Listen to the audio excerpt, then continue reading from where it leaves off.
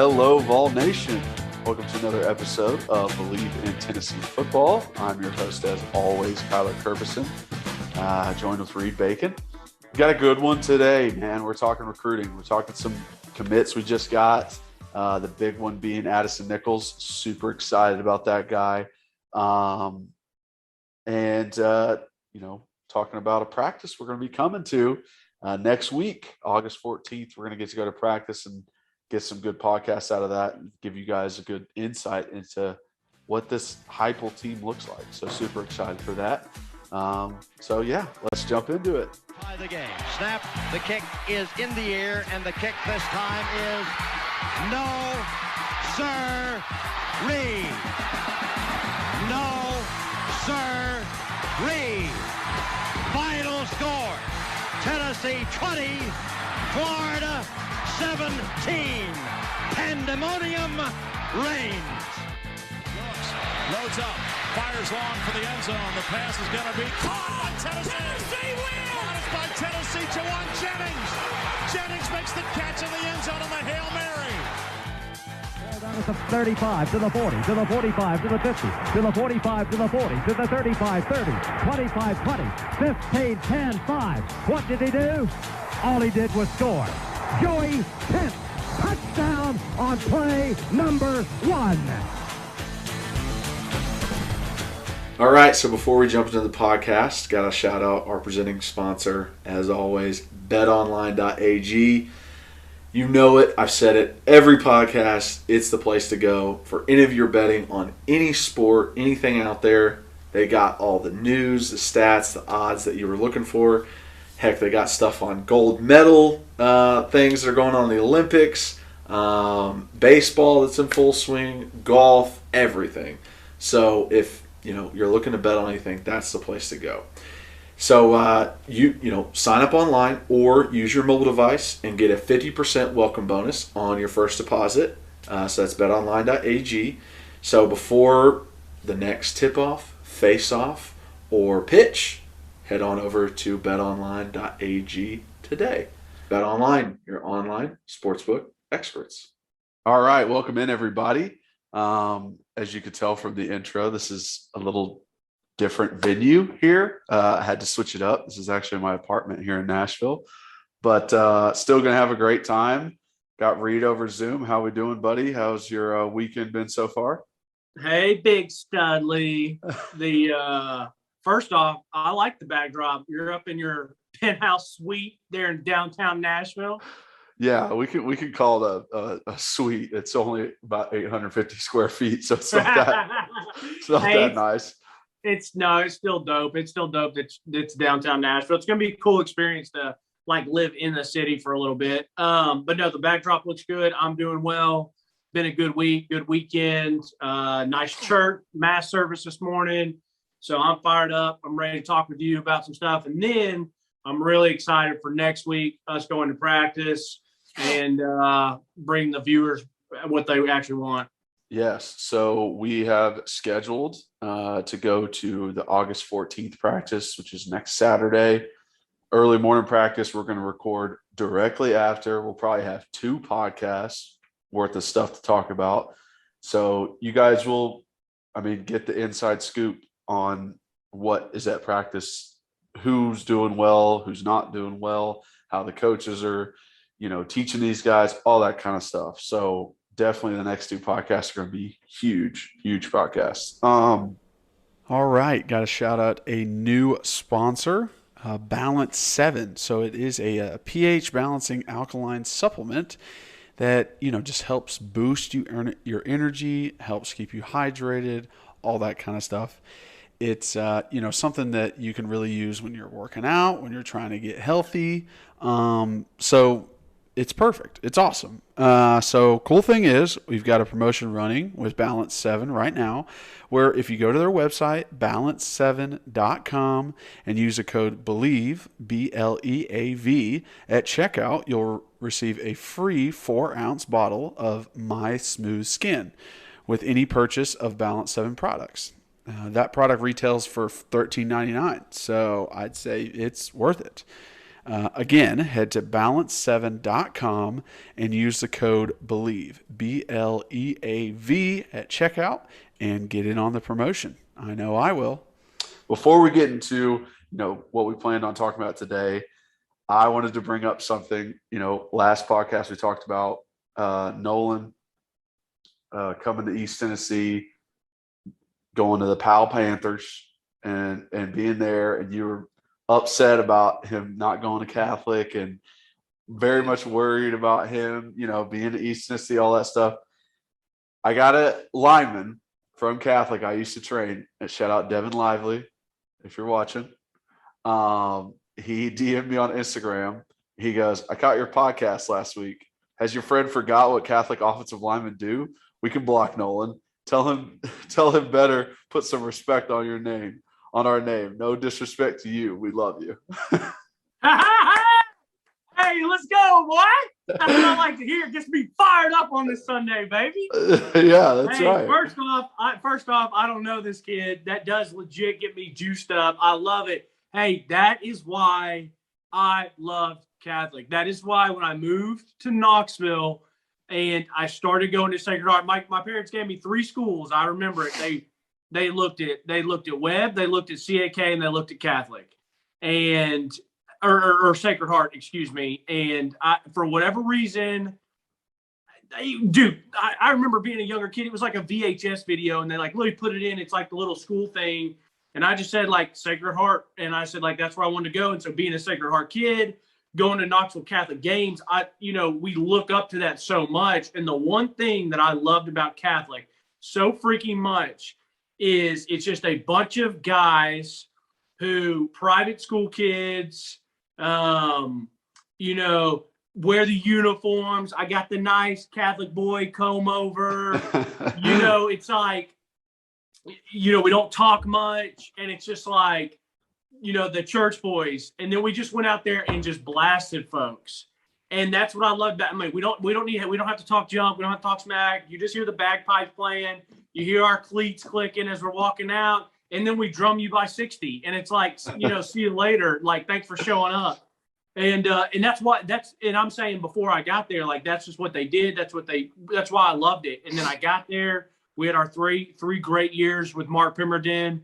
He left after my junior year, sophomore year. And no disrespect to any of his coaches, I still stay in touch with a few of them and care for them dearly. But we weren't the same. We weren't good, or as good, I should say. But I love to hear that. I love to hear that from that kid. I love that he's listening. Shout out to him. Shout out to all the Catholic kids, Fighting Irish. There's no bigger freaking fan than I am. And I love that he has that attitude. I hope for his sake he's not biting off more than he can chew, because Walter Nolen's just not supposedly just some good player. He's supposedly one of the best in the nation, but you know what? I love it. And you got to have that confidence. And that's how we were at Catholic. We didn't care who we were playing, what was going on. We were going to show up, bagpipes are going to play, and we were going to bring it to you. So I love that. That literally just gets me fired up. I'm going to go, when I go to Catholic, I'm going to go talk to that kid. Yeah. Because I'm a fan now. I'll point him out to you. But I love the confidence from Devin. I think, that's almost part of the game too. Is if you don't think you can, then no one thinks you can. You got to believe in yourself before anybody else is going to believe in you. So, I love it. I knew it would fire you up hearing that, because you love the smack talk back to you. So, and I, very much appreciate him listening, and hopefully a lot of the Catholic boys listen and know that we're always repping, we're always supporting. But okay, so we can get into. I guess we can talk a little bit about Walter Nolen before we get into the other recruits that committed recently. His top 3, it's changed up a little bit. It's, dropped Michigan out of there, and Texas A&M is in there now. So I know you have some friends over in Memphis, and you've been talking with them about some of this stuff. Yeah, so that's what I was telling you off camera. When we filmed together, I mentioned that I was going to Memphis to do some work, and then we were going to the family's lake house down there. And so who I talk with, they kind of just seem like, Reed, like, what are you guys stressed about? Like, what are you guys worried about? Like, the kid's going to UT. And I'm like, whoa.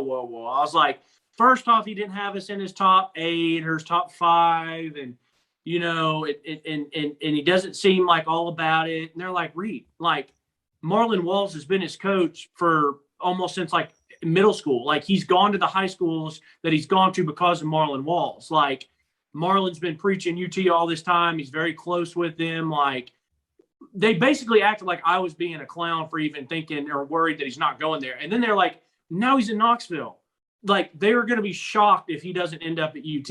This is not me saying this. And I don't want the listeners to say, like, you know, this is just some people that I talk with that are very in touch. They're actually very in touch with UT sports, but also the University of Memphis sports. Like, a few of them know some high up people at Memphis. And I mean, like, in the administration and then in the football offices. But yeah, they just acted like it's not a big deal. And like that he's here and that he's going to go to Knox UT and just kind of like he always was. And so, yeah. And the funny thing is like these kids and all their recruitment, I mean, you know, he dropped Michigan out, and the reason he had Michigan in there, which I didn't know this, I just learned it. So I know you guys probably already know, but he had family in Detroit. So that was what tied for them, but they're not in his top 3. Bama, thank goodness, is not in his top 3. Georgia is not in his top 3. So, you know, like some of those schools have dropped out. And I mean, A&M does worry me a little bit. But A&M's going to do what A&M does. They get some preseason hype, they get some talk about him, and then they go lose to Bama. And then they drop to maybe LSU or Florida or like one of these other SEC schools, and they go, you know, 9-2, 9-3, but it is what it is. Like, and then so it sounds like maybe the Florida game is going to be a huge game for Tennessee this year. Like, not necessarily that we have to win, but just so that, hey, we're here to fight, we're competing, we got some swag about us. Like, you know, like adding a kid like Walter could change the game for us. So that's the quick stuff I heard about him. You know, we'll see what happens. It's recruiting of a 17-year-old kid. You know, I'm just happy we got the NIL now because freaking Garner, Danny White, Heupel, get Dondi Plowman over to his house. Like, whatever you got to do. Get everyone from the Hill over there in Powell and just get this guy signed up with a bunch of NIL stuff. Yeah, exactly. I think the one thing is the fact that he moved Texas A&M up after the visit. So, like, that's always like he must be loving them. They must have done some good stuff. They must have, you know, gave him that little moolah. So that is the one thing that's worrisome. I do agree with you. The Florida game is going to be big, just to kind of set ourselves apart from them. You know, prove that, you know, we can hang with the big dogs. Like, this isn't just a cupcake team. You know, we're not the easy win in the SEC anymore. So, yeah, I'm excited. I think the fact that he is in our backyard is awesome. And there's no way that we should lose him, man. I'm going to be freaking pissed if he goes somewhere else. It's just that would be a huge shot to Heupel and his legacy so far. It would be it'd be a stab in the heart for sure. It'd be a gut punch. I'll say this though, I want fans to know this. Like, personally, I'm not saying this, and I don't know what you are, but we don't have to beat Florida. There's some of those games that are moral victories, not to the players and not to coaches, but to fans and to the recruiting and to the aspect of, like, we show up, we look good. Maybe we bring the fight to them, and maybe they come back, and maybe we do lose just because there is a talent difference. But you can go to those kids and be like, listen, did you see us? We brought the fight to them. Like, they were well, you know, we were well coached. We played well. We get some good pub.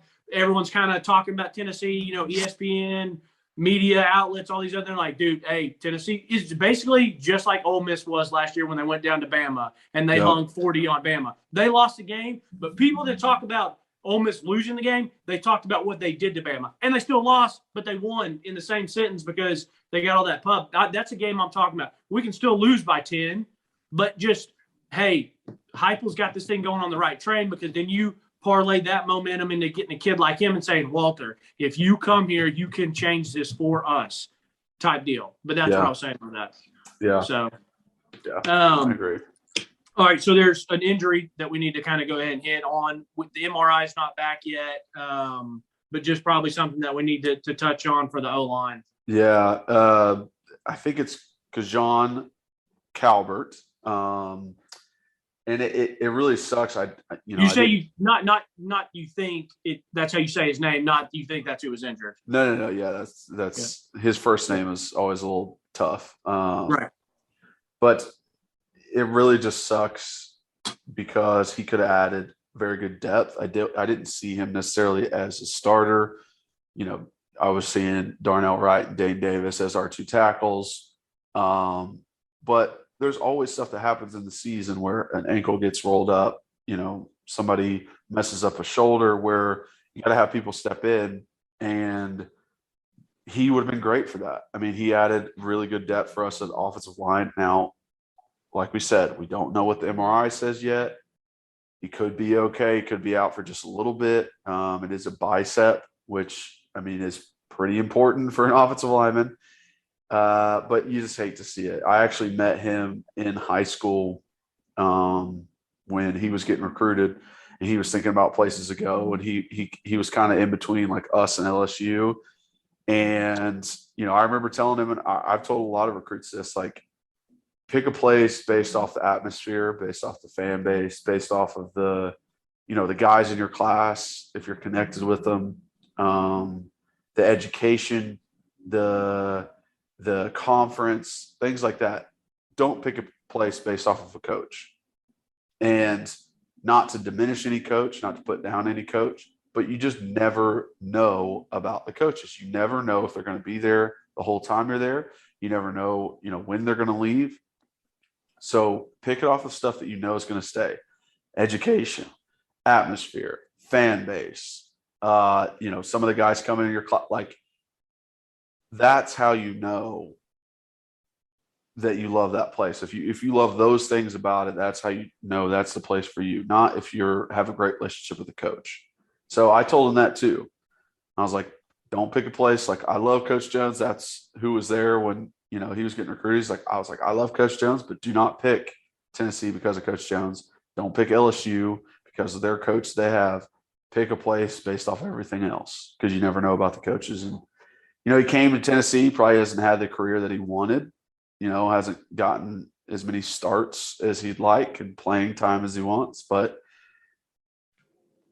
I think he's still a good player. I appreciate him, sticking it out here and just trying to fight and, getting a starting lineup, because there's a lot of guys nowadays who just transfer and move and they don't, put in the effort for it. So sad to hear that, he might be out for the season, but let's hope and pray. MRI hasn't come out yet, but let's hope for the best.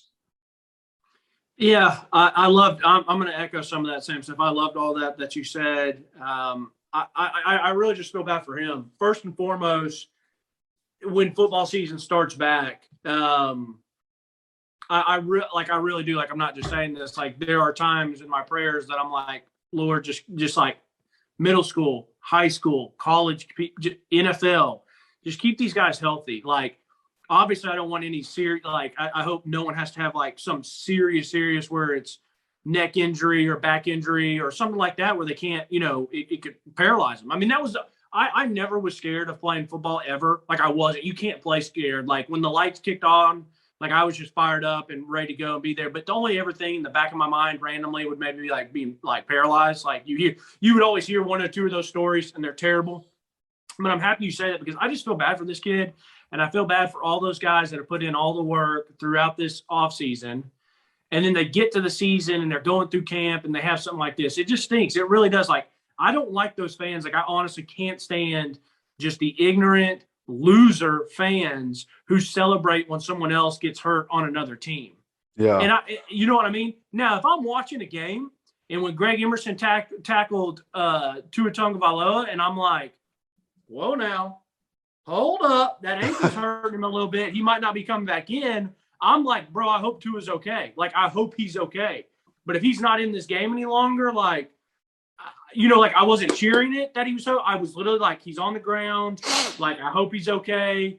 But if he doesn't come back the rest of the game, like that's great for us. But I didn't want it to be anything reoccurring. But these people who literally, when someone gets hit and they're on the ground laying there and they're clapping and like, break his neck, take his knees out. It's like, guys, like, stop. I can promise you, I would bet probably 99% of those people didn't play football. And the reason I'm bringing this up is because I went to one game last year, and it was the Florida game, and there was people yelling that around me. I'm like, guys, like, stop. Like, obviously they didn't play. So anyways, I hate that for him. As you mentioned, just real quick, he's going to add some depth, maybe have a chance to play. So I do hate that for the team and the depth purposes and for his opportunity to maybe scratch the lineup. But I just really hope that it's not as bad as maybe they think, and that maybe he gets another chance to come back, next year or whatever the case may be. Yeah. Yeah, hopefully. I mean, they got that extra year with the COVID thing. So, he'll probably be able to come back next year if he really wants to. So right. At least there's that. Yeah, absolutely. But yeah, so let's move into recruiting, everyone's favorite topic. The 3 commits that we got recently. I don't know where you want to start. You want to start with Nimrod or Perry or? Yeah, let's go Nimrod, Perry, and then we'll end it off with big Addison Nichols, and I'll obviously let you talk about him the most, being O-line and stuff. Okay, so Charles Nimrod coming from Arkansas. He's from Bentonville, Arkansas. That high school it's a big high school. They play 7A ball, so it's I guess probably the best ball that you can play in that state.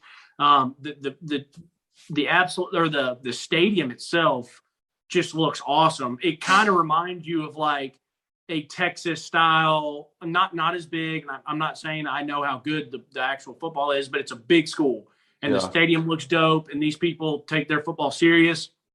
3-star kid, 6'3", 180. So good size. And the kid can burn. Like, I don't know what he actually clocked at. Someone could tell me he clocked at a 4.5, and I'd be like, okay, he's a 4.5, but this kid leaves people on the dust. Like, that's exactly what I saw too. I was like, dang. I mean, he's just leaving people. Now he had Arkansas.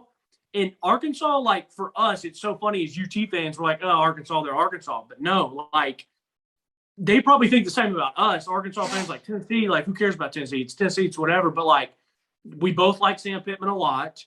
We both thought he had a good year last year. And I just checked just recently, they're like top 15 in recruiting right now. So like depending on how Sam Pittman does, they've got a couple kids from Tennessee that they've gotten out of the state here. Obviously they've locked down Arkansas pretty well and stuff like that. So this kid did go to a visit in Arkansas and a visit with us.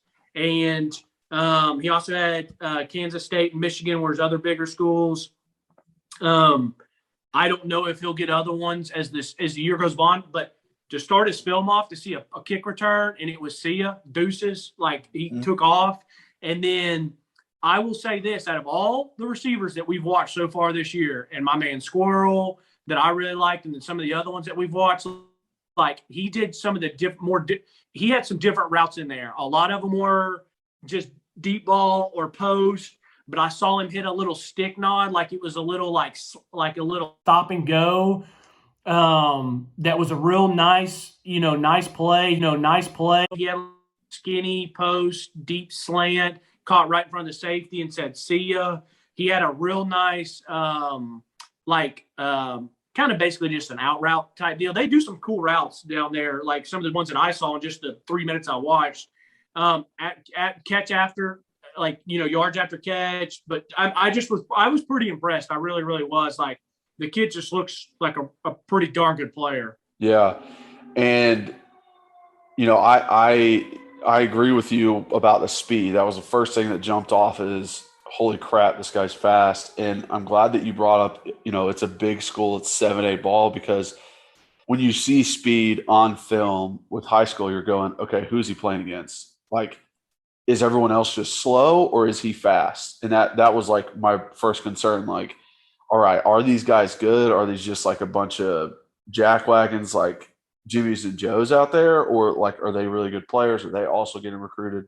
And it sounds like he's playing big boy ball. So he's burning all these good, at least better players than could be. I thought his route running was really crisp too. I think that's also something that you can learn more and more as you get older and older.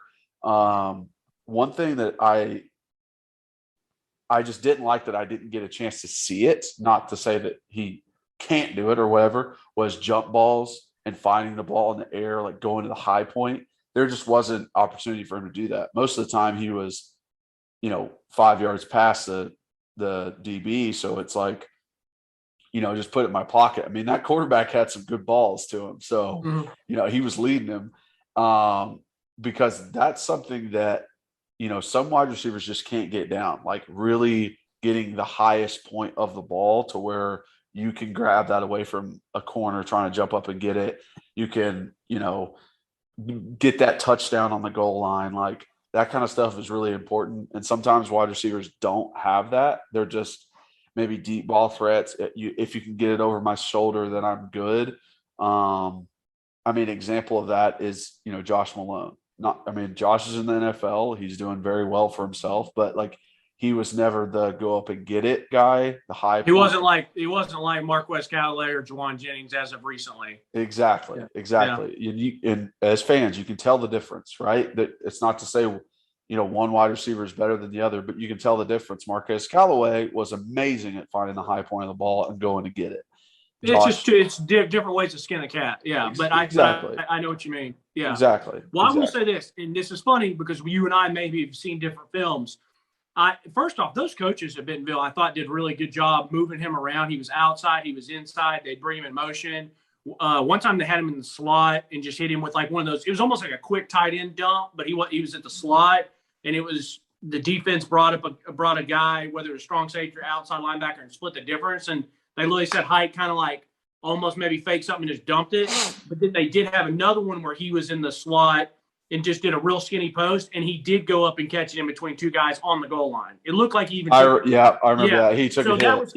You maybe didn't see as many as you wanted, but I saw one of them that he went up and made the play. But I was happy with it, man. I mean, wide receiver wise, I was never worried about, but I think some of these guys that we've got two big boys now with Nimrod and Miller, and then we got our little in and out, maybe possession home run hitter with Squirrel. So I mean, wide receiver, I'm feeling pretty good about.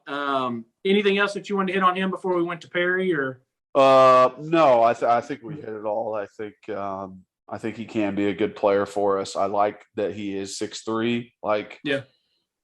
I prefer a wide receiver a little bit of size. He also put in some plays where he blocked and he wouldn't laid a corner out, which is like, I like to see that too, because that's how you know how much someone cares about the game is when they're doing something that doesn't have anything to do with them getting the ball. Like, how much a defensive lineman cares about the game by his rush on field goal or extra point block. Like, oh, okay. Like, it's still a play. It's still an opportunity for him to make an impact on the game, and he's going all out. You can tell with a wide receiver, they care if it's a run play and they're still trying to dominate the corner in front of them. So I love to see those kind of things where it's, it's not about you, but you still give full effort. So that was good to see. I wish there was even more. I wish there was freaking 3 minutes of him blocking corners. I would be like, sign this guy right away. Like, you're an offensive lineman. So why is he not a 5-star? Like, what the hell? All right, calm down over there. All right. Kalib Perry, 6'3", 215, from Georgetown, Kentucky. When I read that, it immediately made me think about senior year camp in Georgetown, Kentucky College, and I was like, screw that. That was horrible. God, it's brutal up there. 6'3", 215, Cincy, UK, West Virginia were like his other big offers. Kentucky's nothing to sneeze at right now as a Tennessee fan. Yeah. If we get a kid from Kentucky that had a Kentucky offer, that's pretty good for us. And then Cincy, like Luke Fickell's doing a really good job with Cincy. I don't know what their recruiting's like right now, but they were just in the. I mean, they were one loss team last year, right? Yeah, and I think was it Georgia they played in the. I know they played Georgia, but I forget what it was in that they were playing. I don't know if it was the Sugar Bowl or. whatever. But anyways, so those are two pretty good ones. And then West Virginia is fine to get somebody over. When I first watched his highlights, like a week or so ago when we got him, I watched like 30, 40 seconds. So maybe 6 plays, 5, 6, 7 plays. Big kid, you can see him back there at safety. Bro just stands up tall. I saw a couple plays. He saw it. He ran. He got it. He brings he brings a heavy hand when he hits. Yep. And I like that. So I'm like, okay, like I kind of like what I see here. And they list him at outside linebacker, but on his highlight tape, he's a lot of times at safety or walking up maybe to linebacker a little bit. I'm like, okay. Well, then fast forward until we're about to do the podcast today, and I watch him a little bit longer, and I give it some more length. And I went from like liking this kid a good amount to just kind of be like, okay, like he's got the tools, but in this, I don't know the kid. I've never watched him a full game. Obviously, I've never seen him in person. I'm literally just going off a highlight film. And so there were plays that left me to desire a little bit more. Like, the kid's a stud. Like, he's a stud athlete. They have him he's at safety, he's at linebacker. They put him at receiver to go get jump balls. Literally terrible passes.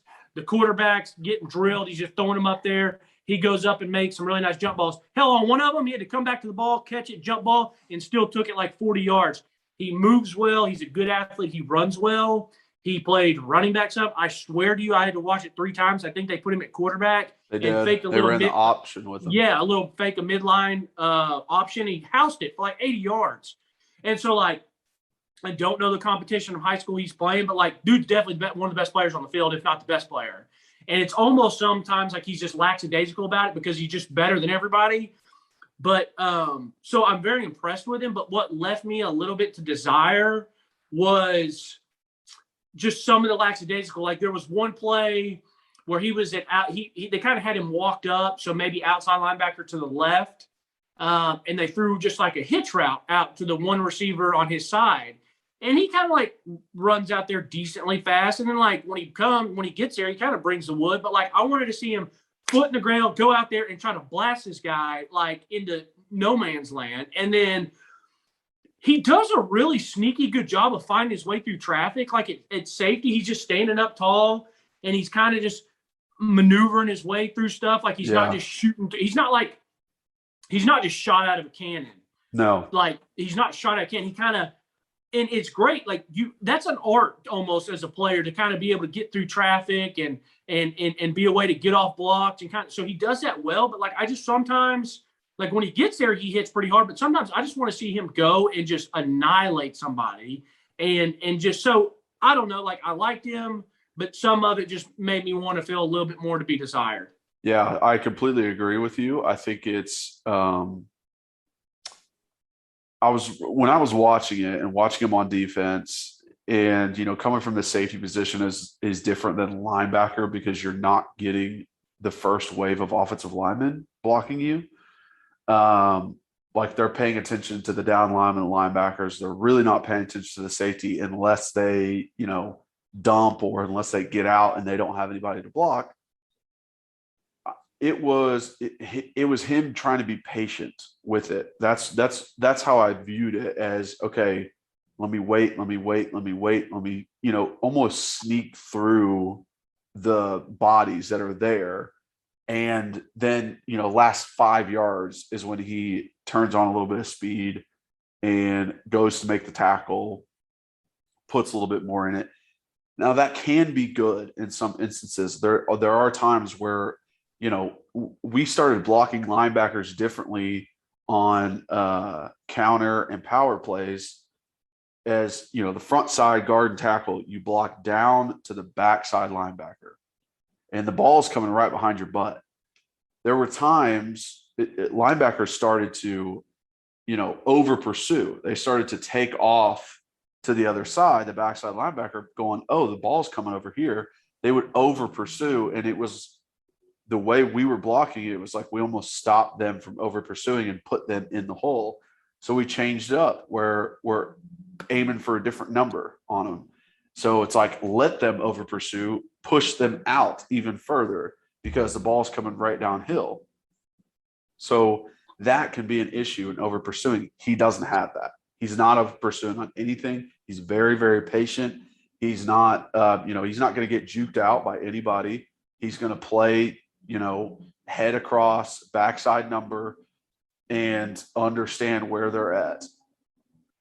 I wish there was a little bit more oomph. I think times when he came up and tried to lay the wood, he was hitting with his chest. It seemed like he wasn't really lowering that shoulder and digging that shoulder into somebody. It was more of like a wrap up with my chest and then, hit it and take you down. And I didn't really get to see a lot of shedding blocks. I mean, like you said, he was weaving his way through stuff, but there wasn't times where I got my hands on an offensive lineman, I shed him, which is what he's going to have to do at linebacker.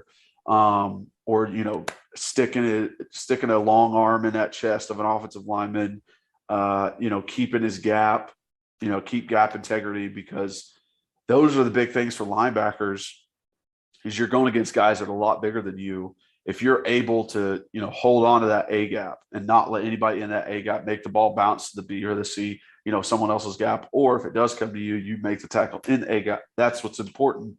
But if you get pushed out, if you get moved from your spot, which is what offensive linemen are trying to do to you, that's the issue.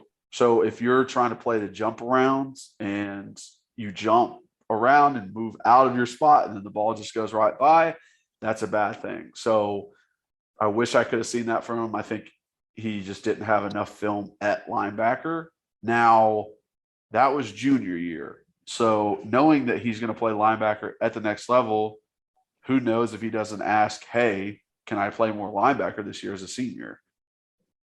I mean, that's what I would do, just knowing like, hey, I'm not going to play safety in college. I'm not fast enough to play safety in college, but these teams want me at linebacker. Let me play linebacker. Let me get better at this position. Let me, maybe even get more offers that way. Yeah.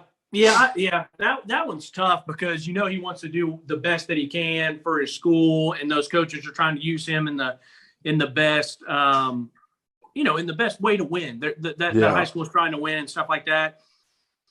And it's so funny because I agree with you that like it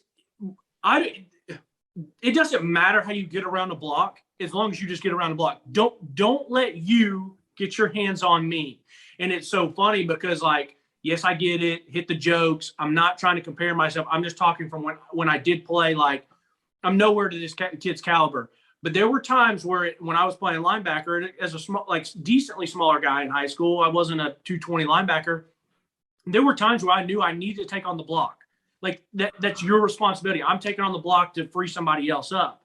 So get in there, take on the block. But there were a lot of times where like, when I would take on the block, I would do pretty well. Like there were times I could do well and kind of hold my own. There were times where I was trying to not consciously like avoid contact, but I'm just trying to like weasel away and stuff. And when they would get their hands on me, that's when I could get taken out of a play. It's kind of like that feast or famine because there were times where I could shoot under somebody and make a play. And I say all that to say this. If he's an outside linebacker, it's not going to matter as much because at outside linebacker, the only time you're really taking on blocks is like, and they're coming your way. So it's a power outside or a stretch or a toss or whatever. And you got to keep your outside arm free, turning back inside. So that's one thing. And there's a lot of times you watch ball now that like those guys can turn you inside and not really even have to take on blocks. They can make plays. So if he wants to use his athleticism, fine. If it was an inside backer, that's where I'd maybe be a little bit more worried. Like, I need to see this guy get off blocks, shed blocks, take on blocks more. So, because I agree with you. That's one thing I didn't know. Like, I don't know if I saw it one time where he took a block, and which is fine. The job or the object is to make a tackle, stop the runner. And so, if he was an inside linebacker, maybe I'll be a little bit more nervous, but I think he's a good sized kid. He's going to have a good frame. And I do think he is still pretty fast. So I think the potential is there. Yes. The potential is 100% there, and I will be excited to see how he translates at the next level. He's definitely still fast. It might not seem like it on defense, but if you watch him on offense, he's burning. So it's like, he has that speed. He's maybe not using it the entire play on defense, but you can still see it. Yeah. Like I wouldn't be surprised if he was a 4.6 40. Like, Yeah, I that wouldn't be wouldn't surprised if surprise me at somebody. all. Yeah, if it was high 4.5s, low 4.6, I would not be surprised in the least. So, okay, yeah. Well, I'm happy about it. Like I said, I'm very intrigued to see how he does, just because I do think he has the tools, and we'll see. We'll see. And I'm not knocking the kid at all. I mean, he's a stud. He really is. But we'll just see how it translates. He's also got a good frame to put on some weight too. Yes. Like Yeah. he can get up to 235 and still be fast and athletic. Yeah. And, Yeah. All right, let's finish this podcast up with the last big boy, the second blue chip we have gotten, big Addison Nichols. Big boy, big kid, coming from Norcross, Georgia, so around the Atlanta area. It was us, North Carolina, and Ohio State. I mean, did you see anything that made you worried at all that this kid's just not going to be, hopefully, a good, I'm going to either say a stud or a very, very just good player for Tennessee? No, there was nothing that concerned me at all about his film. I loved every bit of his film. I honestly, watching, wide receivers and linebackers and other offensive linemen and quarterbacks and everybody that we've watched, and I've said this before about technique, that a lot of high school players don't have technique because they're bigger, faster, stronger than everybody else. They can just play backyard ball and be successful. He has the best technique I've seen of any of our commits. Like, overall technique, how he uses his feet, the fact that he's not taking big steps and getting overextended, that he's being patient on pass protection. I just love that he has that. Like, I have not seen that in any of the other offensive linemen we have. I've seen, strength and determination and dumping and finishing and all that stuff is great with offensive linemen. And Nichols also does that, but none of them had technique like he has.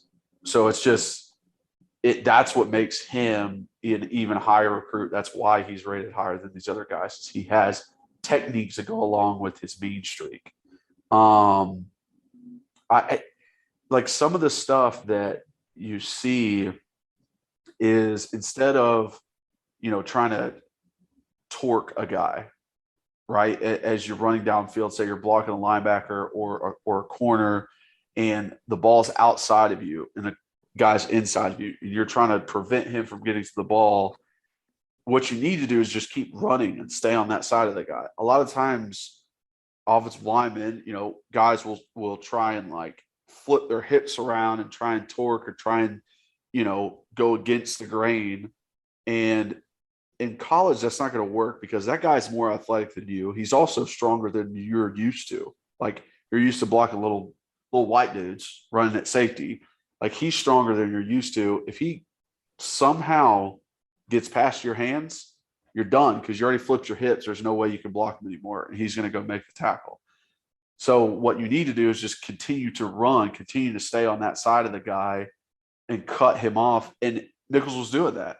That's something that a lot of guys don't know in high school, and he was doing that kind of stuff. He was understanding the way you play offensive line.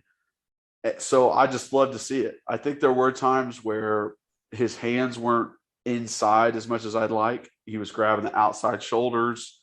I even saw some like on the back numbers, and that's where it's like, okay, you're still a high school kid. You're still 17. It's not, you don't have everything down, but I absolutely loved his film. I'm very excited about him coming and playing for us. I mean, dude's a dang black belt.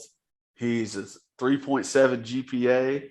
He's an Eagle Scout. I mean, he's got everything you want. Smart, athletic, can understand the game, and is mean out there. So by far the best guy that I've seen out of this recruiting class.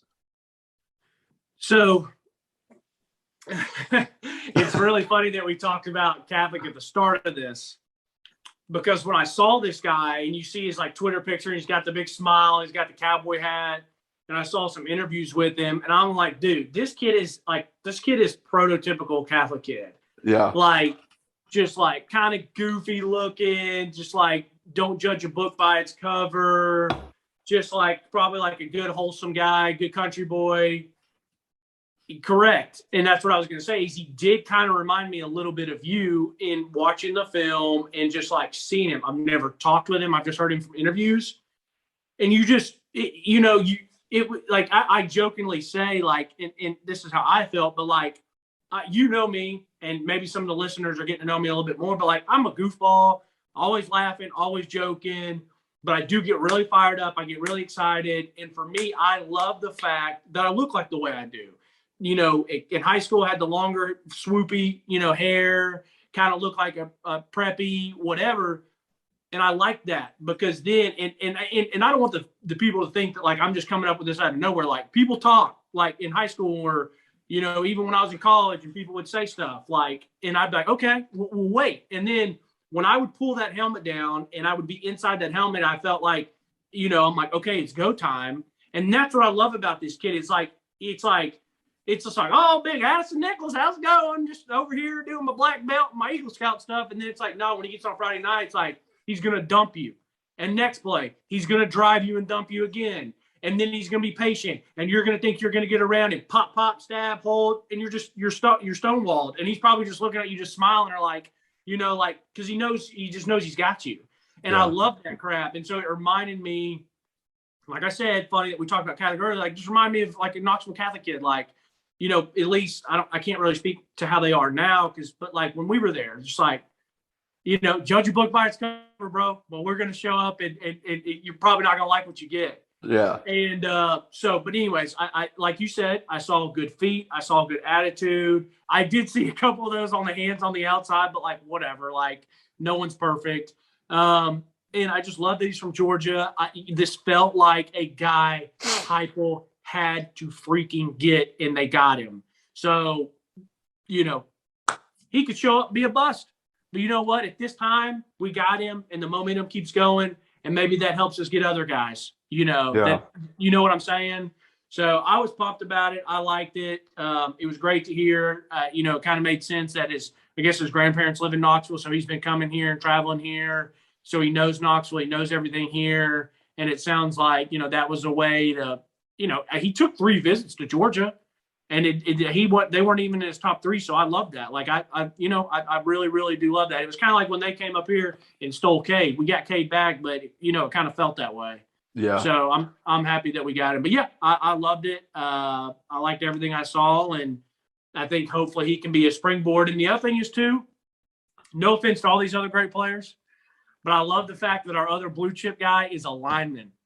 Yeah. I love it. Give me blue chip offense and defense alignment, baby. And that's what I love. That's what I want too. Yeah.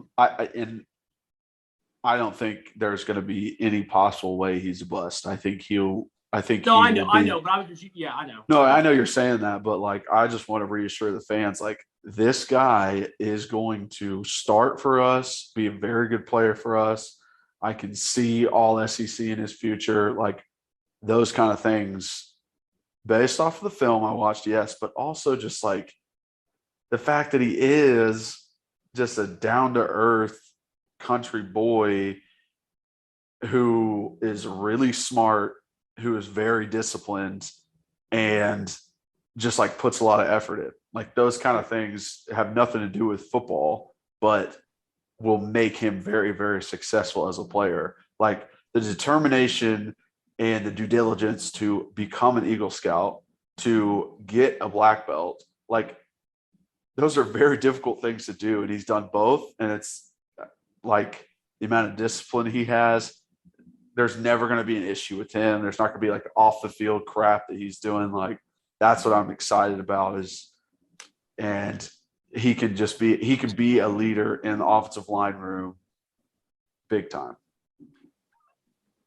Yeah, you're preaching to the choir, because I don't care white, black, Hispanic, Asian, Latino, boy, girl, sports, non-sports. Everything you just said is what's important to be successful in whatever you want to be. And the fact that at that age, he had the diligence. Bro, I was a little Cub Scout.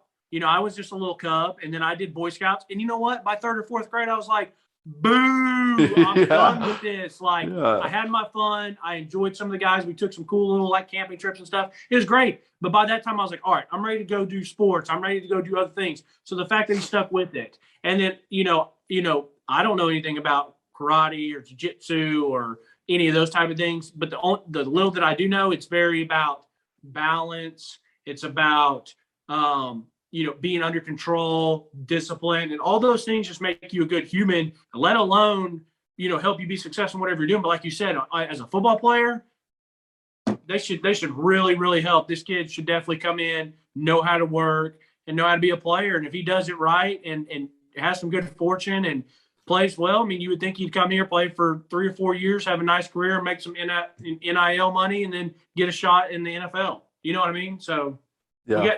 we just need a couple more of these guys.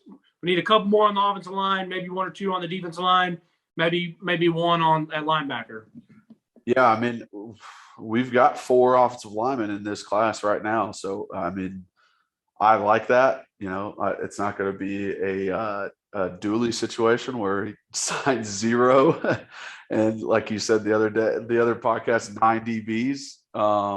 So that's good to know that, he sees that up front is where to go. And like when we first met him, when we first went to that practice in the spring, his first thing was, we got to get some dogs in here. Like, we got to get some dudes in here. And that's what he's doing. So I'm excited about it. I believe in the hype, baby. I do too. Hey, good to see you today. I'm fired up for next Saturday. I mean, if something changes, I'm excited for practice. If we don't end up going next Saturday, like we got scheduled for some reason, we're still very excited to go. I'm going to be a maniac, taking notes, writing stuff down. I'm going to be so much more prepared this time, because last time I was like, I just kind of showed up. This time I'm going to like look at, because there's certain guys I want to look at, find out. I mean, freaking Heupel's going to see me over there like, yeah. He's like, what the hell is that guy writing down? First off, who is that guy? Second off, what the F is going on over there? Yeah, I'm very excited too. So I can't wait to see everybody again. Hey, whoa. I completely just forgot about this. I wanted to ask you about this. So I've seen the Mays boys hitting up some of the NIL stuff quite a bit, and it's funny. I'm going to talk to them, and I wanted to hear what you just ask them at practice and talk with them, because I know you know them a lot better than I do. But it was so funny that I saw them post something about Brown Bag. Yeah. And like that they were sponsored by Brown Bag. So I know 2 of my buddies from Nashville are great guys, super, super great guys. They worked with the guy that owned and started Brown Bag. Yep. He gave them an opportunity to open and start the one in Nashville. So they actually own the one in Cool Springs. And so it was funny that the guys in our group me were giving the other ones a hard time, like, hey, way to go. You guys got the Mays Brothers. And they're like, honestly, this is hilarious. They go, honestly, the mom reached out to us and just said, hey, like, we'll order some food from you. We'll let the boys like make a post and say that you guys are sponsoring them. I don't know if any money changed hands or whatever, but the mom was like, but this should really help you guys get a couple of team meals to be able to cater and maybe some other players. These moms are out here, everybody trying to take advantage of this NIL. So it was funny to hear that. So I don't know if they got paid, but it was just funny that the mom was like, we'll have the boys post it and maybe you'll get some more meals off of it. And the guy who owns Brown Bag, I met him once. He's super laid back, easy going, so he doesn't really care. No. And then I just thought it was funny that later that Cade then posted with crystals. So his name is Peter Brown, who started Brown Bag. I know him very well because I didn't know that. When I was at D1 at Brown Bag, that was right there. We would go eat there all the time. I have a good relationship. I have his number. He actually texted me like last week. Or 2 weeks ago, he said, wouldn't mind a big Brown Bag shout out on the podcast. So really? Yeah. He literally texted me on July 22nd. And I was like, yeah, I can make that happen. But that's so funny because, like, first off, you and I haven't talked about this off camera, so it's hilarious. I knew you liked Brown Bag. I love Brown Bag because of TZ and JMO, which are 2 of my buddies. They grinded their butts off, worked here, went and opened the one in Cool Springs. Like, I love Brown Bag. Like, I give them a hard time all the time. I'm like, I wish you guys were open on weekends or nights, but like what they do is great. Their food's great. So it's hilarious. I never knew that you knew him. I I'd only met him one time when he was in Nashville when I was with those guys, and he was a very nice guy, but that's hilarious. Yeah. So. And that's honestly, like, shout out to Brownback for me losing my weight. Like, when I lost the weight that I did, went from like 310 to 270, I was eating Brownback for lunch every single day. Yeah. Like grilled chicken and asparagus. Like, that's what I ate every single day to help me lose the weight. So got to shout out them for that too. So yeah, it's just so funny you brought that up. I was literally about to say something to end the podcast, and you brought it up anyway. So that's awesome. That's funny. Hey, we got that wavelength. Yeah, that's right. Yeah. We're connected now. But yeah, great podcast. Can't wait for next week. Going to be a good time. Can't wait for practice. So yeah, as always, like and subscribe, rate, review. Let us know how we're doing. You can contact us, Believe in Tennessee Football @gmail.com, or phone number is 865-322-9232. As always, we're presented by betonline.ag, so go check them out. Follow me on Facebook, Instagram, Twitter @Kyler Kerberson. Follow Reed on Twitter, rbacon26.